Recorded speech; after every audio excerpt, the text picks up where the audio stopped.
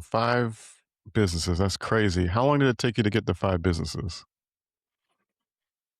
4 years. Four Yeah. years. So from 4 years ago to today, um, I think, what would surprise you is I have partners that Mm-hmm. are coaches in Acquisition Ace that own more than me and have done more than me. I'm 40. I've got multiple people that teach inside of Acquisition Ace that are not 30 yet and that own more than 7 different companies. Now, they may have Right. majority in some, majority ownership, meaning over 50% ownership. Mm-hmm. They've got some businesses they own only 10 to 15%.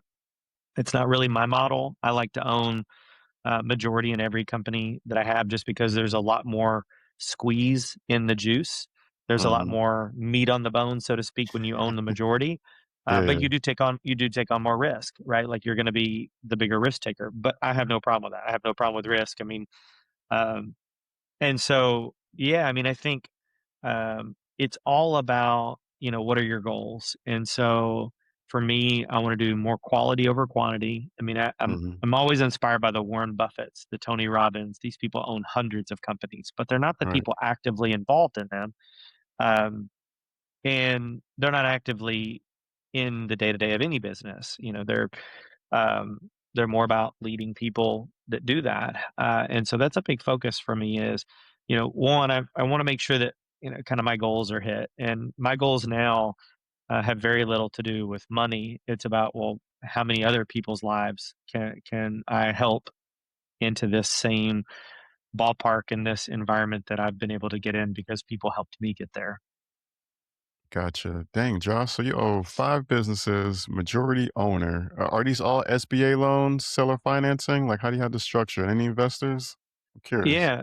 Yeah. So the first deal I didn't use with investors. And Mm-hmm. then the second, and really that was because I didn't even know. I mean, I think so many people don't realize that there are people out there that don't want to be on the loan. They don't want their name on the loan.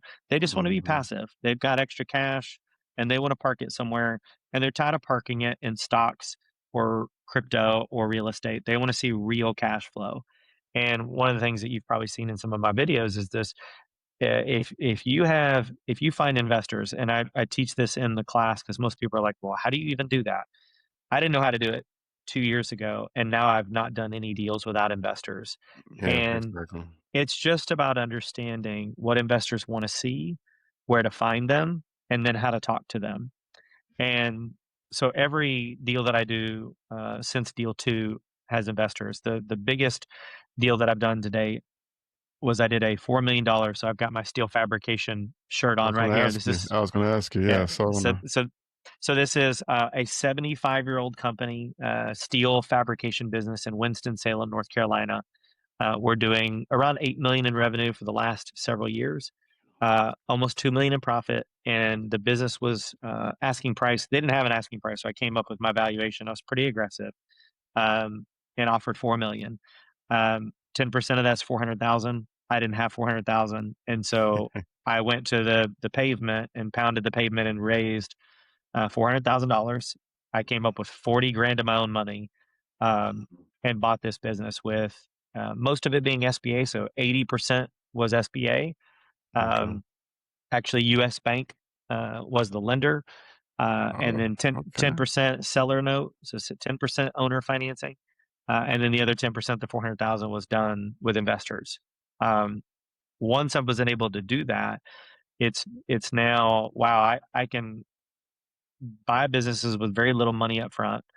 I can Mm-hmm. use my cash to go invest in other people's deals so I can diversify, Mm-hmm. all the while still staying majority in my businesses where I don't have to put in the cash. And it's a win win for the investors because my investors get paid back in 2 years and then they get proceeds of the profit forever. And we're already looking at, we bought this for 4 million 2 years ago.